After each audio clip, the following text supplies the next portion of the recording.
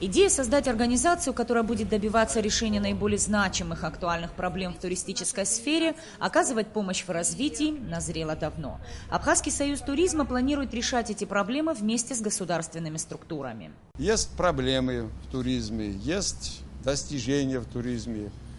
И есть правительственные организации, которые занимаются туризмом. Но им нужна и помощь, нужны и советы, нужны решение проблем, которые у вас возникают в процессе работы. Абхазский союз туризма возглавила директор турфирмы «Ацетук Тревел» Анна Калякина. По ее мнению, новая организация не просто должна попытаться решить существующие проблемы, но и доказать всем, что создана не для галочки. Наше объединение призвано консолидировать усилия туристских организаций в защите своих профессиональных интересов. И мы являемся открытой организацией, которая рассчитывает на широкую поддержку своей деятельности всеми представителями туристического бизнеса, всеми туристическими организациями. Пожалуйста, вступайте в наш союз. Все, кто задействован в той или иной мере в туристическом бизнесе, кто обслуживает туристов. В структуре Союза есть правление, в состав которого вошли 5 человек. Его председателем стал автор проекта «Горная Абхазия» Тенгиз Арба. Задач действительно очень много.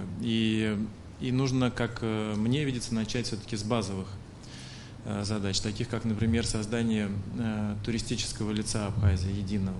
Потому что мы говорим о конкретике, она, безусловно, для нас важна, но любой бизнес-проект, большой или маленький, начинается с конкретных основ. Подобные организации, безусловно, являются хорошим подспорьем. Их деятельность направлена в первую очередь на поддержку сферы туризма, отметил заместитель министра по курортам и туризму Астамур Ахба, выступая на презентации новой организации. Мы открыты, со стороны Министерства по курорту и туризму специалисты всегда будут сотрудничать.